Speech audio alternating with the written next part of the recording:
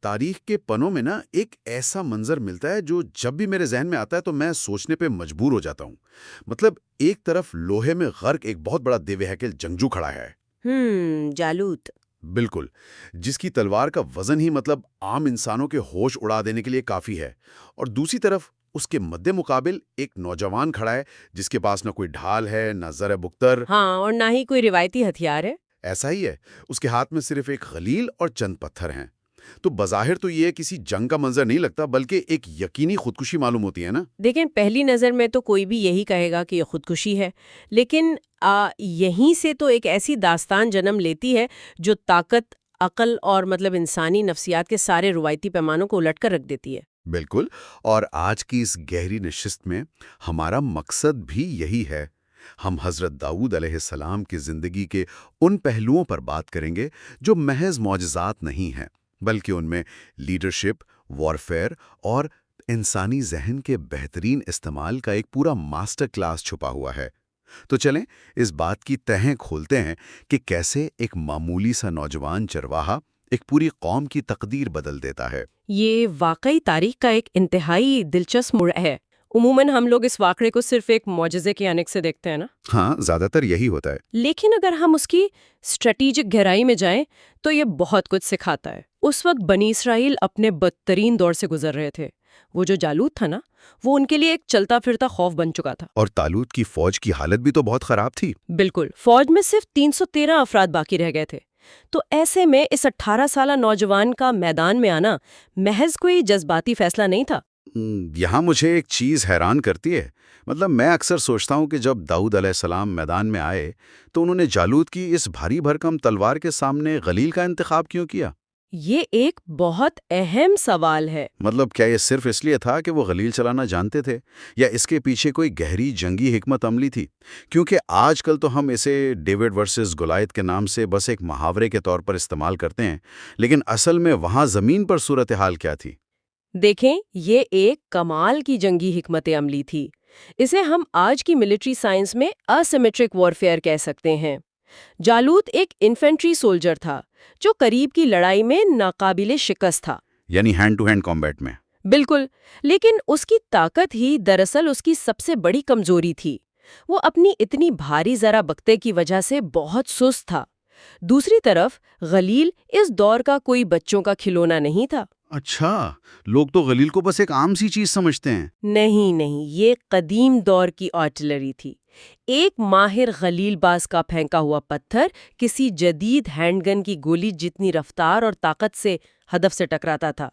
داؤد علیہ السلام نے جالوت کے اس بلائنڈ سپاٹ کو نشانہ بنایا جہاں زرہ بختر موجود نہیں تھی۔ یعنی اس کا ماتھا؟ بالکل، اس کا ماتھا۔ یہ بالکل ایسا ہی ہے جیسے آج کے دور میں ایک اربوں ڈالر کے بھاری بھرکم ٹینک کو ایک چھوٹا سا تیز رفتار اور سستا سا ڈرون تباہ کر دے۔ ارے واہ، کیا زبردست مثال دی ہے آپ نے۔ ہے نا؟ تو یہ محض ایک جنگی فتح نہیں تھی، بلکہ اس بات کا اعلان تھا کہ چستی اور درست اسٹریٹجی کسی بھی اندھی اور غیر لچکدار طاقت کو شکست دے سکتی ہے۔ صحیح۔ لیکن ایک منٹ، یہیں پر کہانی ایک انتہائی عجیب سا موڑ لیتی ہے۔ منطقی طور پر اگر سوچا جائے تو جس شخص نے بادشاہ طالوت کی سلطنت کو تباہ ہونے سے بچا لیا، بادشاہ کو تو چاہیے تھا کہ اسے اپنا سب سے قریبی مشیر بنا لیتا۔ ہاں، اصولی طور پر تو ایسا ہی ہونا چاہیے تھا۔ لیکن ہوتا اس کے بالکل الٹ ہے۔ بادشاہ اس کی جان کا دشمن بن جاتا ہے۔ مطلب بنی اسرائیل میں داؤد علیہ السلام کی مقبولیت بڑھنے لگتی ہے۔ لوگ نعرے لگاتے ہیں کہ طالوت نے ہزاروں کو مارا لیکن داؤد نے دسیوں ہزاروں کو۔ کوئی اپنے ہی محسن کو کیوں مارنا چاہے گا؟ یہیں پر انسانی نفسیات اور پاور ڈائنامکس کا وہ تاریک پہلو سامنے آتا ہے جو آج بھی ہر سیاسی اور کارپوریٹ ڈھانچے میں موجود ہے۔ مطلب حسد اور انسیکیورٹی؟ بالکل۔ دیکھیں، طالوت کو داؤد علیہ السلام کی ذات سے کوئی خطرہ نہیں تھا، اسے ان کی مقبولیت سے خطرہ تھا۔ جب اقتدار پر بیٹھے شخص میں عدم تحفظ پیدا ہو جائے تو اسے ہر ابھرتا ہوا ستارہ اپنی کرسی کے لیے خطرہ محسوس ہوتا ہے۔ اور پھر انسان کی سوچنے سمجھنے کی صلاحیت بھی تو ختم ہو جاتی ہے نا؟ بالکل، حسد انسان کی تصویراتی سوچ کو مفلوج کر دیتا ہے۔ طالوت یہ بھول گیا کہ داؤد کی صلاحیتیں اس کے اپنی سلطنت کے لیے فائدہ مند ہیں۔ وہ صرف یہ دیکھ رہا تھا کہ عوام اب طالوت سے زیادہ داؤد سے محبت کرتے ہیں۔ اور اس سب میں اگر ہم داؤد علیہ السلام کا رد عمل دیکھیں تو وہ بھی بہت غیر روایتی ہے۔ مطلب وہ اس وقت ہیرو تھے۔ اگر وہ چاہتے تو فوج بھی ان کے ساتھ تھی، عوام بھی، وہ بغاوت کر کے تخت الٹ سکتے تھے۔ ہاں بالکل کر سکتے تھے۔ لیکن انہوں نے ایسا بالکل نہیں کیا۔ وہ اپنی جان بچا کر برسوں تک جلا وطنی کی زندگی گزارتے رہے۔ یہ کتنا مشکل فیصلہ ہوگا ان کے لیے۔ بہت زیادہ مشکل فیصلہ تھا، لیکن یہی چیز انہیں ایک عام جنگجو سے الگ کر کے ایک عظیم لیڈر بناتی ہے۔ انہوں نے طاقت کے نشے میں آ کے کوئی سول وار شروع نہیں کی۔ یعنی وہ ذاتیانہ کو بیچ میں نہیں لائے۔ بالکل نہیں لائے۔ وہ جانتے تھے کہ اگر وہ طاقت کے زور پر تخت چھین لیں گے تو سلطنت اندرونی خلفشار کا شکار ہو جائے گی۔ ان کا یہ صبر، یہ جو اسٹریٹیجک پسپائی تھی، یہ دراصل ان کے ویژن کو ظاہر کرتی ہے کہ وہ صرف اقتدار کے لیے نہیں لڑ رہے تھے۔ بالکل۔ اور پھر بالآخر ان کے اسی تدبر کی وجہ سے اور طالوت کی موت کے بعد قوم نے خود متفقہ طور پر انہیں اپنا بادشاہ تسلیم کر لیا۔ صحیح۔ اور بادشاہ بننے کے بعد کا دور تو مطلب ایک الگ ہی دنیا ہے۔ ہم سب نے بچپن سے سنا ہے کہ ان کی آواز میں اتنی تاثیر تھی کہ جب وہ زبور پڑھتے تو پہاڑ اور پرندے ان کے ساتھ تسبیح کرتے تھے۔ ہاں، یہ ان کے خاص معجزات میں سے ہے۔ لیکن جو چیز مجھے سب سے زیادہ حیران کرتی ہے نا، وہ ان کی ایک اور ایجاد ہے۔ تاریخ بتاتی ہے کہ اللہ نے ان کے لیے لوہے کو نرم کر دیا تھا۔ ذرا بکتر بنانے کے لیے۔ بالکل۔ اس سے پہلے جنگوں میں لوہے کی سیدھی اور سخت تختیاں پہنی جاتی تھیں جن میں انسان ٹھیک سے ہل بھی نہیں سکتا تھا۔ تو داؤد علیہ السلام نے لوہے کی کڑیوں والی لچکدار ذرا بکتر ایجاد کی۔ مطلب وہ اپنے دور کے پہلے مٹیریل انجینئر تھے جنہوں نے چین میل آرمر متعارف کروایا۔ آپ نے بالکل صحیح ٹرم استعمال کی۔ یہ ملٹری ٹیکنالوجی میں واقعی ایک بہت بڑا انقلاب تھا۔ وہ جو سخت تختیوں والی ذرا بکتر تھی نا، وہ انسان کو محفوظ تو رکھتی تھی لیکن اس کی موبلٹی بالکل ختم کر دیتی تھی۔ ہاں، جنگ میں تیز حرکت کرنا تو سب سے ضروری ہوتا ہے۔ بالکل۔ لوہے کی کڑیوں کو جوڑ کر بنائی گئی زرہ نے سپاہی کو تلوار کے وار سے بھی بچایا اور اسے تیزی سے حرکت کرنے کی آزادی بھی دی۔ لیکن اس ٹیکنالوجی سے زیادہ اہم اس کا ایک اور پہلو ہے۔ وہ کیا؟ ذرا تصور کریں، ایک شخص جو پوری سلطنت کا مال و دولت رکھتا ہے، جو بادشاہ بھی ہے اور نبی بھی ہے، وہ اپنا وقت لوہے کو کوٹنے اور اپنے ہاتھ کی کمائی سے روزی کمانے میں صرف کر رہا ہے۔ ہاں، یہ بات بڑی گہری ہے۔ مطلب ایک بادشاہ کو لوہار کا کام کرنے کی کیا ضرورت پڑ گئی؟ اس کے پاس تو خزانوں کی چابیاں تھیں، وہ تو آرام سے محل میں بیٹھ سکتا تھا۔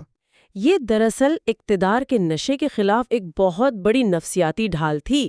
دیکھیں، جب انسان کے پاس بے پناہ طاقت اور دولت آ جائے نا، تو اس کا زمین سے رابطہ کٹ جانے کا بہت خطرہ ہوتا ہے۔ وہ خود کو دوسروں سے برتر سمجھنے لگتا ہے۔ بالکل۔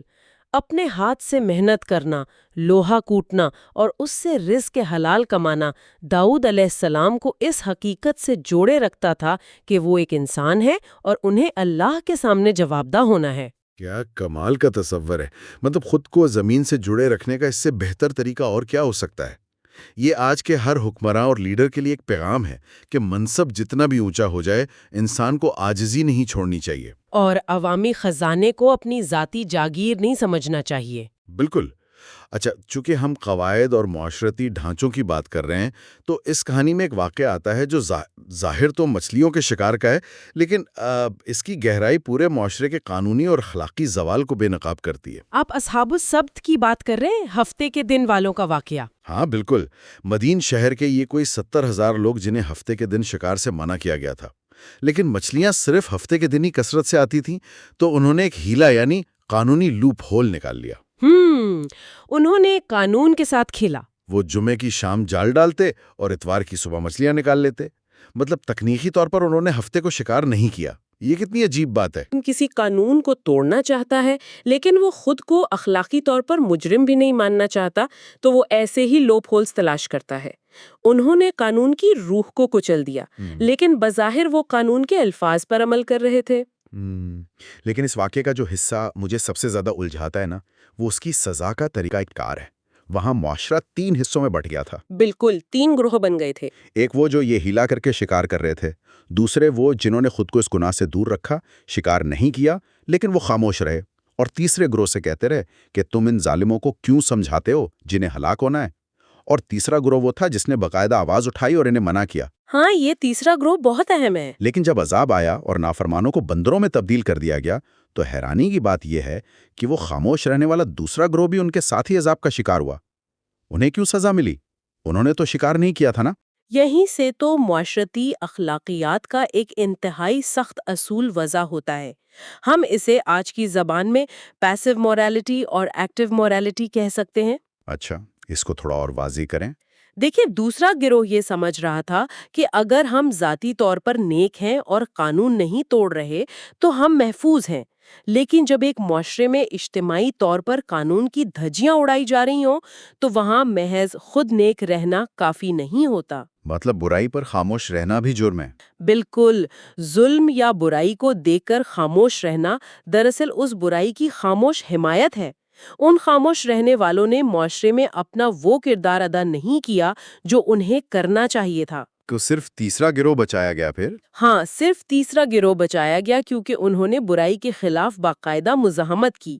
یہ اس بات کی دلیل ہے کہ ایک صحت مند معاشرے کی بقا ان لوگوں پر نہیں جو صرف خود اچھے ہیں، بلکہ ان لوگوں پر ہے جو برائی کے خلاف کھڑے ہونے کی جرأت رکھتے ہیں۔ یہ تو واقعی ایک ٹورا فلسفہ ہے کہ قانون کی پاسداری صرف ذاتی عمل نہیں بلکہ ایک اجتماعی ذمہ داری ہے۔ چلیں اس کو داؤد علیہ السلام کے انصاف کے کٹہرے سے جوڑتے ہیں۔ ان کا روزمرہ کا شیڈول انتہائی منظم تھا، ہے نا؟ بالکل، وہ اپنا دن عبادت، انصاف، وعظ اور ذاتی کاموں میں 4 حصوں میں بانٹتے تھے۔ ہاں، تو تنہائی میں عبادت کے دوران ایک عجیب واقعہ پیش آیا۔ 2 شخص دیوار پھاند کر ان کے کمرے میں آ گئے۔ ایک نے کہا کہ میرے اس بھائی کے پاس 99 دمبیاں ہیں اور میرے پاس صرف 1 دمبی ہے، مگر یہ میری وہ 1 دمبی بھی مانگ رہا ہے۔ اور اس نے بڑی جذباتی کہانی سنائی۔ بالکل، اور بحث میں اس نے اسے دبا لیا تھا۔ داؤد علیہ السلام نے بغیر دوسرے فریق کو سنے فوراً غصے میں فیصلہ دے دیا کہ یہ 99 دمبیوں والا زیادتی کر رہا ہے۔ اور یہ کسی بھی جج یا لیڈر کے لیے ایک بہت بڑا نفسیاتی جال ہے۔ اسے آج کی سائیکالوجی میں کوگنیٹو اینکرنگ بائس کہا جاتا ہے۔ اینکرنگ بائس یہ کیسے کام کرتا ہے؟ دیکھیں، جب کوئی شخص آپ کے سامنے انتہائی جذباتی اور بظاہر سچی کہانی پیش کرتا ہے نا، تو آپ کا دماغ اسی کہانی کو اینکر یعنی ایک بنیاد بنا لیتا ہے۔ آپ کا ذہن دوسرے فریق کی بات سنے بغیر ہی فوراً فیصلے تک پہنچ جاتا ہے۔ تو مطلب ہم پہلا موقف سن کر ہی اپنی رائے پکی کر لیتے ہیں؟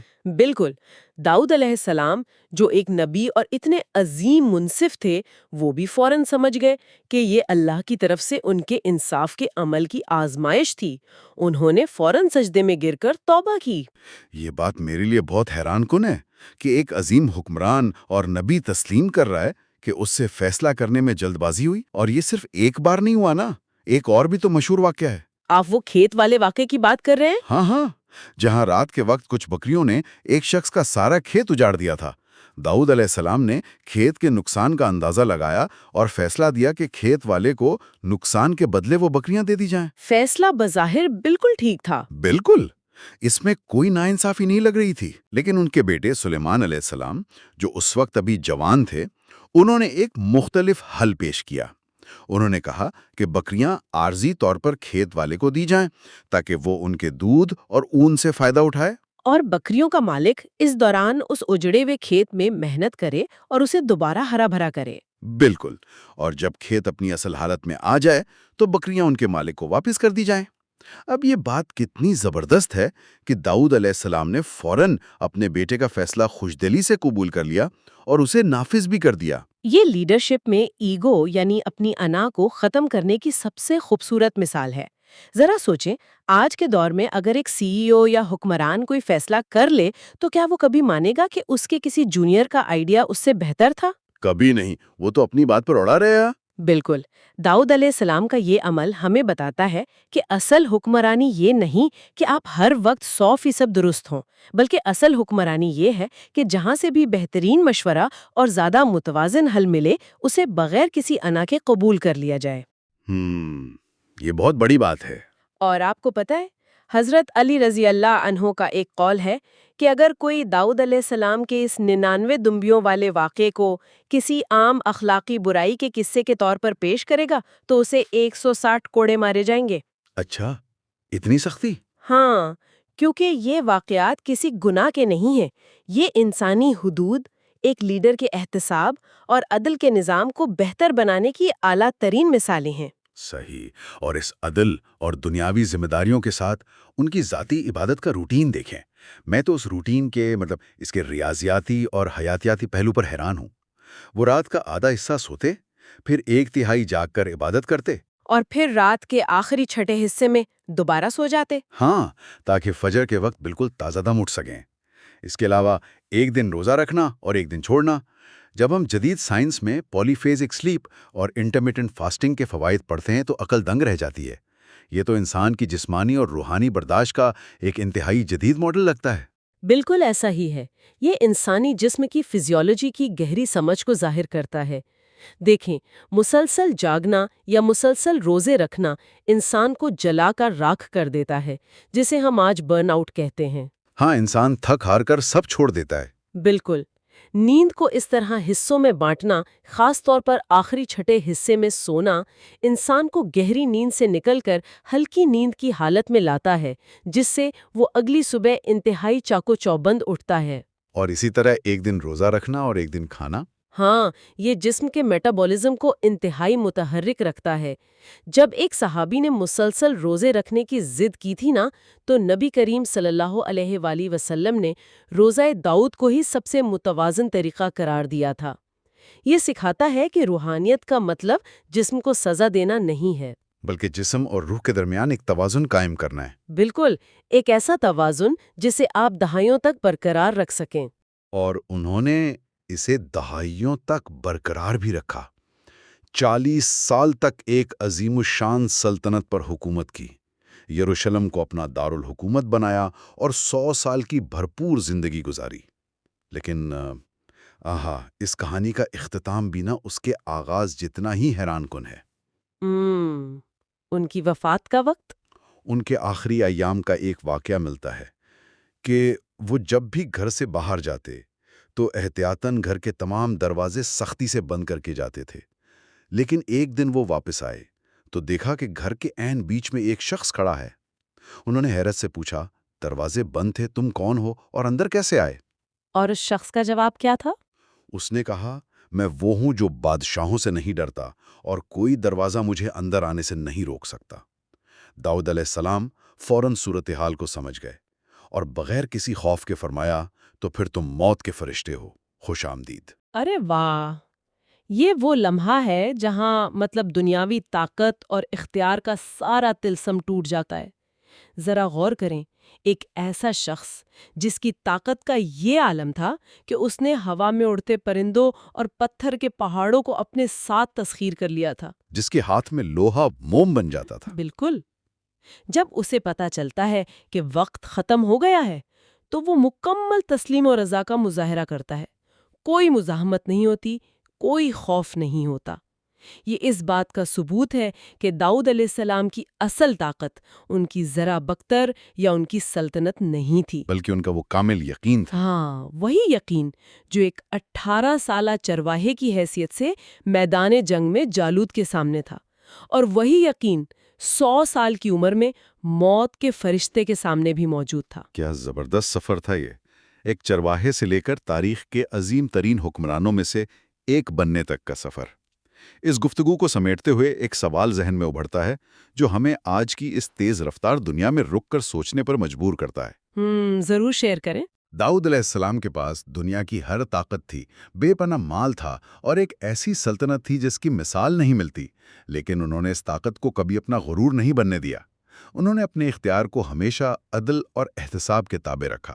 تو سوچنے کی بات یہ ہے کہ آج کے دور میں جب ہمیں اپنی زندگی، اپنے گھر یا اپنے دفتر کے کسی چھوٹے سے عہدے پر ذرا سا بھی اختیار ملتا ہے تو ہم کیا کرتے ہیں؟ ہاں، تو ہم کیا کرتے ہیں؟ کیا ہم اس اختیار کو انصاف اور عاجزی کے لیے استعمال کرتے ہیں، یا ہم طاقت کے اس چھوٹے سے نشے میں خود کو دیو ہیکل اور ناقابل شکست جالوت سمجھ بیٹھتے ہیں؟ یاد رکھیے گا، غرور اور تکبر کی بھاری ذرا بختر بظاہر کتنی ہی مضبوط کیوں نہ لگے، اسے پاش پاش کرنے کے لیے حق اور یقین کا ایک چھوٹا سا پتھر ہی کافی ہوتا ہے۔ ملاقات ہوگی اگلی نشست میں، تب تک کے لیے سوچتے رہیے۔